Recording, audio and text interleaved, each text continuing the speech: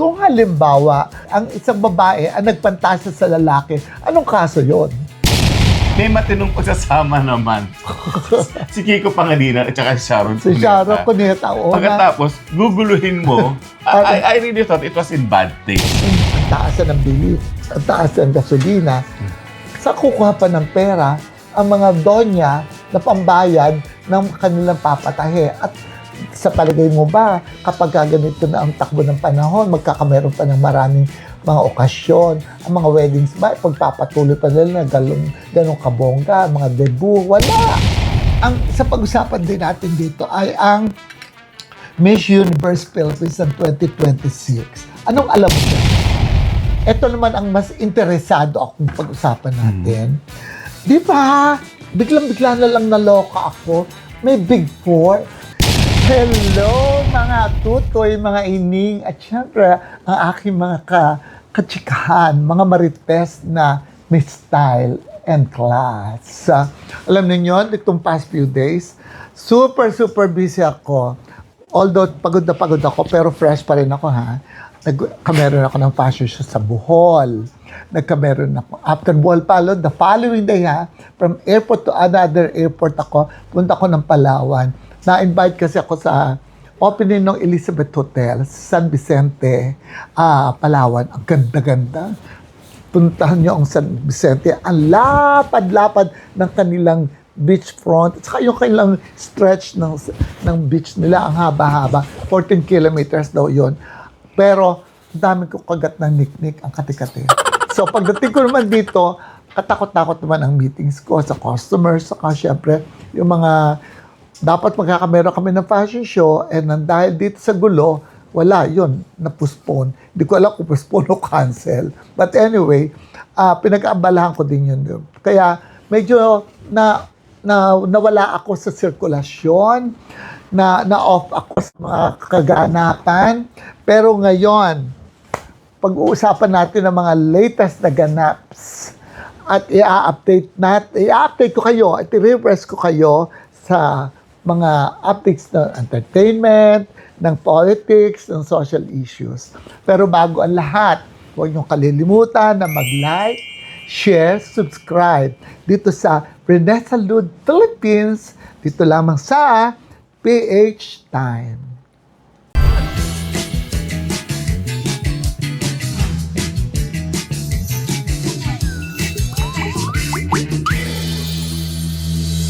Siyempre, kailangan ko dito ang tulong ng isang expert, isang very knowledgeable, at lahat ng bagay sa mundo ay alam na alam niya from way back hanggang sa kasalukuyan. Walang iba kundi ang aking best friend na ang pangalan mo nga? Butch. Ito po si Butch. Alam mo ninyo. Ano apelyido ko? Ano nga pala ang apelyido mo nga pala? Alam mo niyo si Butch? Ito, ang napakagaling na tao nito. Hindi lang niya alam ang apelyido ko. Ano ka ba naman? Ikaw pa. Tapos ngayon, kasi hindi ho siya katulad ng iba kong mga kaibigan na mga nagre-report about mga artista. Siya po, ang kanyang pagre-report ay may laman. May kinalaman sa nangyari. At higit sa lahat, ano siya? Malaman. Yeah, dahil muscles. Di ho, magaling hong tao ito. But anyway, pag-usapan mo na. Alam ko na pag-usapan na muna ito nung last episode mo sa iyong vlog.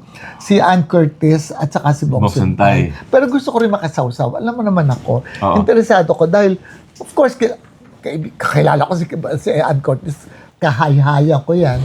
Ka-hello-hello ko yan. At saka si Bong Suntay, nung araw pa, sa San Beda, gwapong-gwapo ko dyan. Siya yung agamulak nung araw sa law school ng San Beda. Kaya, at saka, balita-balita ang kagwapuhan yan. Pinagpantasyahan ng mga... Kasama ka ba dun? Hindi, kasi, ay nako, baka mabastos bill ako. Ayoko nga. Hindi pa uso bastos bill dun. Pero syempre, wala pa anti-bastos nun. Wala pa ba yun? Wala pa. Pero marami nagpantasya sa kanilang bading. Pero bakit yun? Walang kumbaga sa ko, hindi siya pinagpiestahan. Kasi nga, that time, nung final yung anti-bastos bill, na siya ang majority floor leader, Ang ayaw rin niya pitol, ano? hindi pa niya na ipapasa sa konseho ng Quezon City yun. Tapos siya pala yung unang-unang magbabiolate. Oo nga, nakakaloka talaga ito. Tapos pero makukonsider ba yung misogyny? Wow! Talagang tama-tama. Oo, Teka kaya muna. dapat dapat ingat na ingat ka ako kasi nagpapakita ka ng legs Wala tuloy hindi ako makapag-comment. Teka muna, tanong ko muna, kung halimbawa, ang isang babae ang nagpantasa sa lalaki, anong kaso yon? Para anti-bastos din yun kasi may equality of rights na ngayon. Ganon. Pero hindi misogyny. Lalaki ang ginagamitan ng misogyny, right? Kasi pag iba pa rin talaga. I mean, yung equality of yung gender equality hanggang ngayon pinipino pa rin natin yan. Sa bagay nga. Oo. Pero ito yung mga ibang mga babae, mukhang entitled naman. Parang gusto nila, sila na lang ang pwedeng, magkameron ng bill. But ang mga lalaki, wala pa. Alam mo, ang feeling ko, mauna ka pang sa ethics committee kaysa kay Bob. Wala naman ako sinabing masama doon. Ibig sabihin, sabi rin, kung may mga pambabaeng ganito, siguro panlalaki, meron din sigurong bill. Kasi, I mean, kahit ano pa sabihin natin na gender equality, mamaya, pangako ko sa inyo, at the end of this episode ng hindi ko naman programa, pero somehow, Akin ito ha. nagmamalasakit din ako, pero mayroong akong i-share na leksyon sa mga kabataan. Siguro nga dapat yun. Paalala mo ha? Dahil, hindi mo na-mention si Topacio. Alin? Si Atty. Topacio. Doon sa Ann Curtis at saka Bong Suntay issue. Kasi, meron siyang sinabi, ang kanyang justification, kasi naman nagpapakita kasi ng mga sexy dresses, ang mga kababaihan. Kaya tuloy, nagkakameron ng pagkakataon na magkameron na pantasyahan sila ng lalaki. At ang iba daw, kaya naman ang iba, nagsusuot din ng mga sexy damit para parang ego trip ng babae na pagpantasyahan ninyo ako dahil sexy ako, maganda ako. Paano yun? Pwede bang tumayo ka? Ayoko nga, baka ako pagpantasyahan. Pagpatasan kita, tapos ako ireklamo mo. Paano kaya yun? Ano yun? Kasi, ang lalaki kasi parang I mean, bihira naman talaga ding ang babae ang mag-express verbally na gusto niya yung lalaki kasi parang lalabas na hindi maganda yung So in other words, moralidad niya. pwede ka magpantasya secretly. Huwag mo na lamang gayahin ang ginawa ni... Let's just put it this way. I mean, since the yung history of humanity, Oo. kasi naman talaga, lagi naman lugi ang kababaihan Di ba?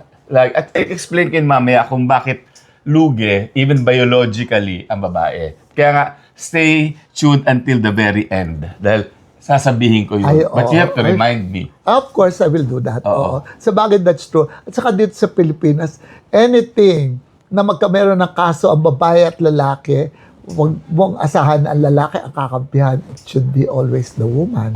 Hindi, ang kabawa lang. Kasi kahit sa rape, di ba? Yung rape, yung babae na nga ang nadihado, tapos during the hearing, Yun na nga, kawaawa. Minsan nakarinig ako. Parang inuulit mo yung paglapastangan sa At kanya. saka very graphic pa kung minsan ng ibang abogado kung magtanong at saka mag-explain at magpakita ng ebidensya. Ano ba yung abogado? Lalaki, babae? Well, kahit na sa palagay mo, ma-disbar kaya ngayon? Mahabang usapin yan Although yung Integrated Bar of the Philippines, naglabas na rin na statement. Oo. So, tignan natin. Kasi ang nangyari ngayon, kay Bong Suntay pa lang, as of yung tinitape natin Yung ngayon. ethics committee Oo, pa. parang may 9 groups na Tapos, sa ethics, pa lang yung committee pa lang yun. Tapos yung disbarment, ngayon pa lang lumalabas. Si Jinggoy naman. Mm. Sino ba itong basketball player na kanyang tinanong-tanong Gilas na? Pilipinas yan sa gusto magkaroon ng yung naturalization. Tinanong ngayon ni Jinggoy, parang, do you have a Filipino boyfriend? Oo. Na una-una, hindi mo tatanong yun kasi di ba parang, especially, siguro kung tayong dalawa na nag-uusap Yes, at walang oo. camera, Oo. pwede siguro, may shota ka na ba? Pero ito naman, Senate hearing tong, Oo nga, you've got to be serious. oo nga, tsaka you don't ask something as personal as that. Tapos nung sinabi niyang not yet, sabi niya, si Kiko Pangilinan might want to Oh apply my as your God. boyfriend. Oh, Tapos no. sabi niya, Oh, sorry no. Sharon. Oh, no. Kaya lang kasi di ba, may matinong pagsasama naman.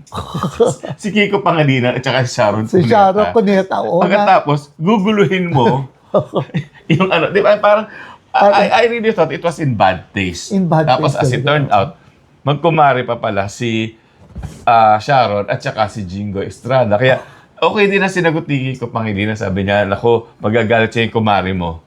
Buti naman ganun ang pagkakasagot. Alam mo, napaka-gentleman pa rin talaga ni, ano. Kasi kung nasapa ka na yun. No? Oo nga, at saka, naku, totoo yan, away na yan. Tinan mo ang nangyayari ngayon sa Senado. Ang dalawa ni Marcoleta at saka ni ano. Actually, halos lahat sila. Pero ngayon, yun ang mainit yung dalawa. Okay, pero, di ba, Ay, pinapanood ko sila. di ba Ang- tinalakay na natin dito yan? Dito mismo sa mesang ito, kung paano nila ginagawang circus ang Senado. Oo, sila. Oo. Tapos pa ngayon pati Kongreso. Oo nga, nakakaloka, ano? Oo. Di ba si Bong noon, meron ng balita ba yun? Or hindi man chismis yung kay Dominic Ochoa? Chismis talaga yan. Ngayon, lagot ka na. Hindi ba? Dominic Ochoa, Hindi Dominic. Tapos ngayon, si Dominic noon at saka si Bea Alonso. Dominic Roque. Roque pala. I'm sorry. Oo nga pala, si Dominic Roque nga pala. Tapos ngayon, di ba? Nananawagan ako kay Dominic Ochoa. If you need a good lawyer para sa cyber libel case, contact me. So, I'm very sorry, Dominic. You're my friend. Dominic Roque. Tapos ngayon, di ba si Dominic Roque for a while, naging karelasyon din ni Bea A. Oo naman.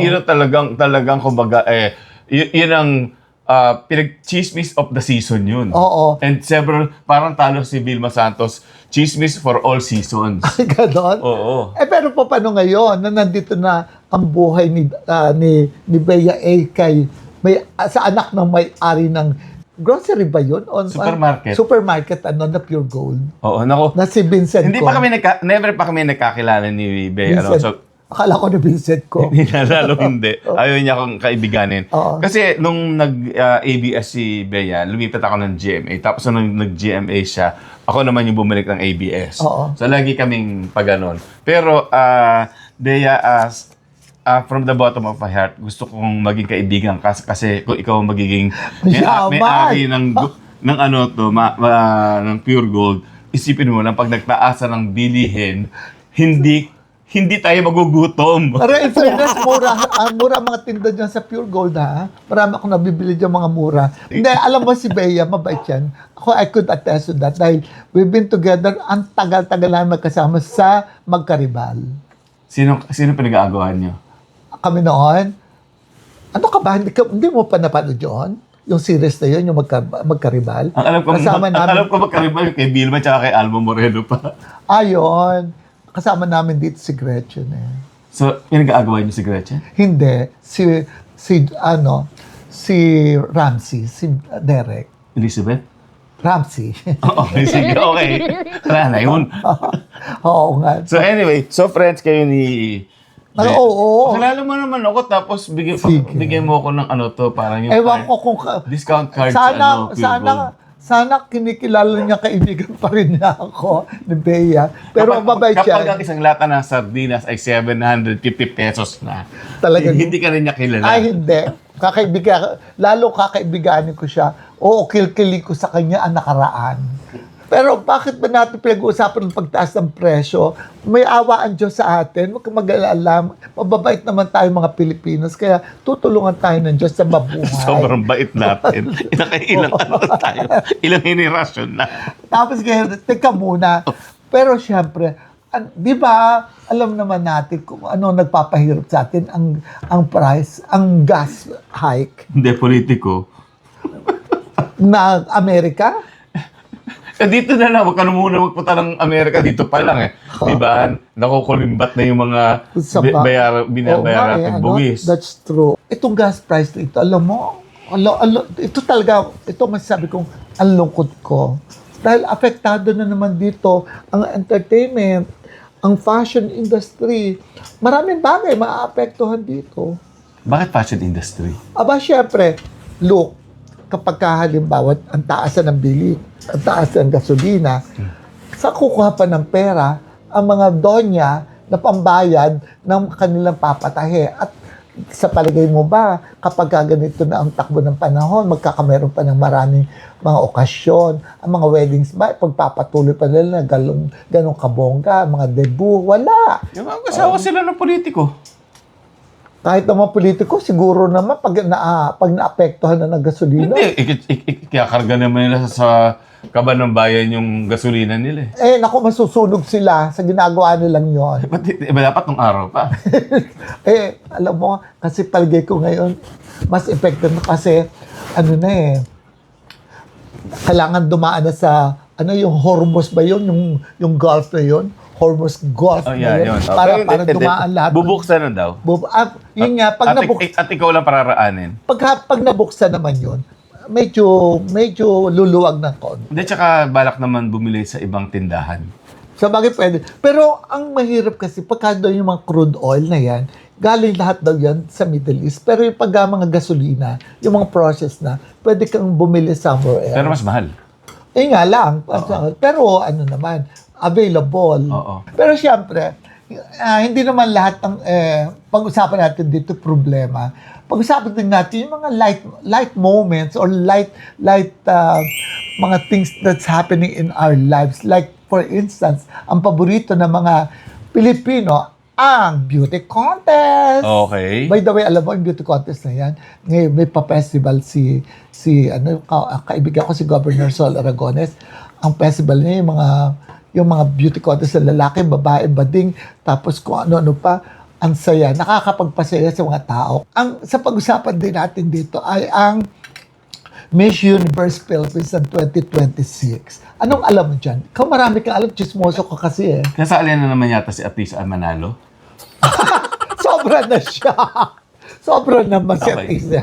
Tama na, mapahinga siya. Nag-runner-up na siya sa international competition eh. Tama na. So, sino yung mga repeaters? Kasi di ba, ngayon naman yung mga contest na ganyan, sila-sila din. Sila na din. Kaya nga ako, honestly, hindi na rin nakaka-excite kasi nga, yung nakita mo na noon, nakita mo na din ngayon. Kung may mga bago pa ngayon, kung may mga bago-bagong sumasali, yung parang dehado, kasi yung mga frontrunner, yung mga sanay ng... Sige, sino yung mga repeaters? Yung mga pang-15 try na. Hindi naman. Si Miss Louisiana. Miss Luisa. Si Ashley. Hindi. Louisiana Laguna. Louisiana Laguna. Kasi, di ba, lately si Hilda Coronel nagpo-promo tour. Oo. O yung Santiago kung saan siya nanalo. Sa Louisiana Laguna, sinut yun. Ay, maganda yun. Maganda ang Louisiana Laguna. Okay.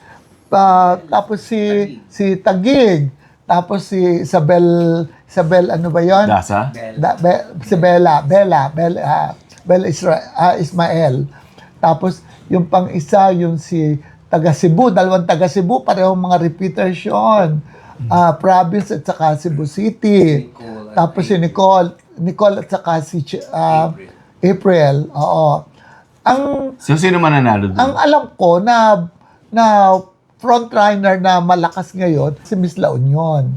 Si American sounding ang kanyang family name. Alam mo naman ako, mahina ako pagdating sa pangalan. But anyway, although sumali na din siya hindi siya baguhan sa beauty contest kasi nag-runner-up siya noon sa Miss Earth. Tapos, ang magaganda na, alam ko na first time nila sumali sa national contest, I don't know kung sumali na sila sa kanilang mga regions, sa kanilang mga bayan, si Miss Pampanga, Tangkajon, maganda. Tapos si si Miss Tarlac, ang ganda rin. maganda rin yung taga Baguio, maganda rin yung actually yung Miss Muntinlupa, ano yung runner-up yun sa Asia's Next Top Model. Second runner-up ata yun. Teka, may ginagawa ka bang damit para doon sa mga binanggit mo? Walang nagpapatay sa akin sa mga yun. Kanya-kanyang, alam mo, ito mga candidates na ito, may mga designers na, marami na dyan mga bading na mga kaibigan ako na sila ang nag-field sa kanila sa mga contest sa sinalihan nila. So, syempre, designers din sila. Gusto din naman lang makita ang kanilang mga outfits na inirarampa. So, sila na ang gagawa. Hindi na ako makikialam dyan. So, libre yung damit nila? Ganito ang idea. Ganito ang nangyayari ngayon. Noong panahon namin noon, nung ginagawa ko sila ng mga... Carnival Queen. Hindi ko pa na inabot yung ano ka ba. Okay. Yung, kaya si Katoy de la Melanie, kila Chat, lahat yun, ginastusan ko yun. Okay. Pero kaya ang mumura ng mga tela lang na ginamit. Pero may effect pa rin si stage. Kasi nanalo naman. Marami naman nagandahan doon. Tapos medyo nakatulong yun sa aking pagiging designer. Kaya honestly, sumikat ako dahil sa paggagawa ng mga ganun damit.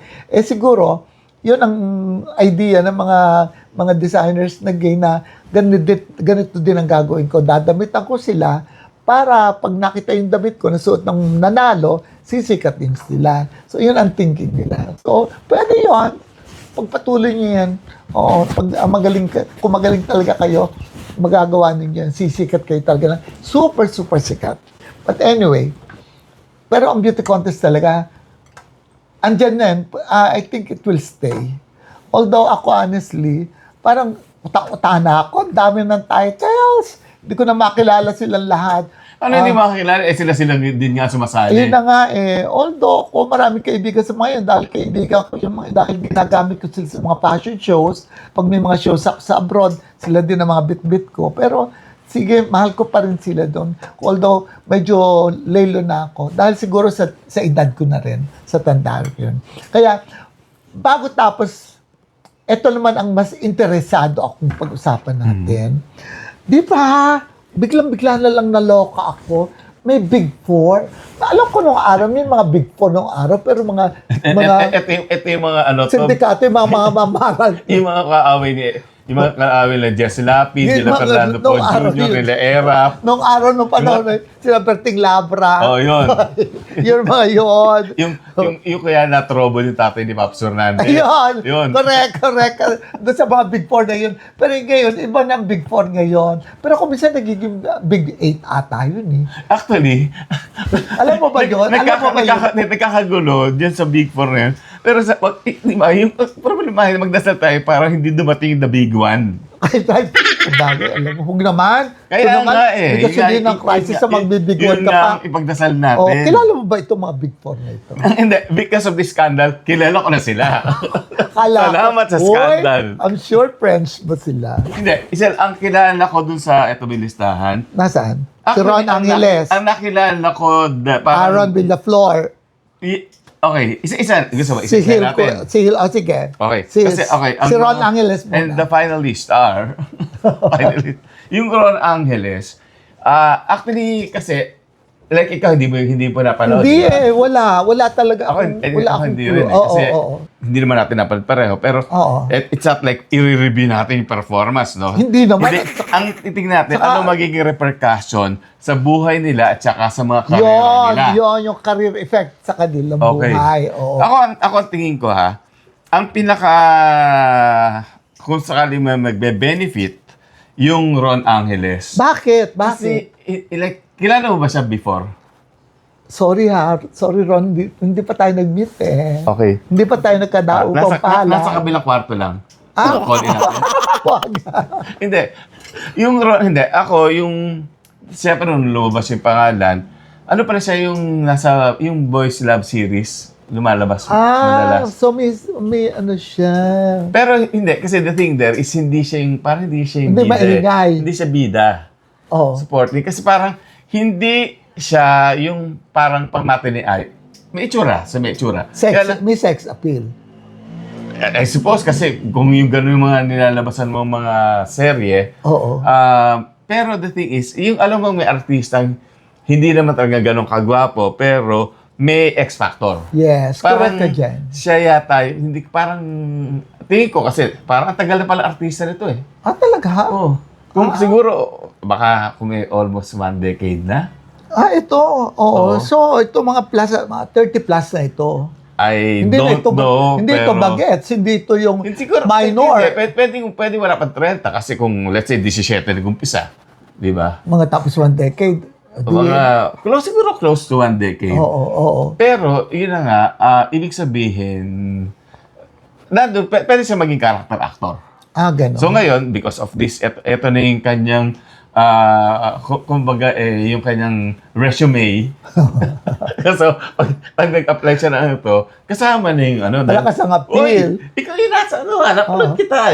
Di ba yung ganon? May dating siya na makamundo. Oo. Mga ganon. So sa kanya, parang kumbaga, ngayon, makakatulong kasi ngayon, alam mo na kung sino si Ron Angeles. Oo. Naku, kailangan Yun. kumamit siya one day. Ha? Ito naman si Nico Natividad. Si Nico Natividad, okay. At saka di ba yung siya yung nag-hashtag? Yun. So, mga ano din sila, parang mga paseksihan yung mga lalaki doon. I don't think naman naniniwala si Mrs. na Santos Antito yung asawa niya. So, para yung as we speak now, hindi pa siya umaamin na siya yun. How will this affect, again, yung career? Oo nga. Well, bumalik tayo sa nakaraan. I was gonna say na si Wally Bayola, nagkaroon din ng scandal. Nakalimutan na yun. Pauli Bediones, hindi rin masyadong naapektuhan. Si Vivian Velez, kauna-unahang na nagkaroon ng video scandal. Ito yung nag-move, hindi pa uso yung term na move on. Oo. Nag-move on siya. She developed her craft para maging magaling na artista.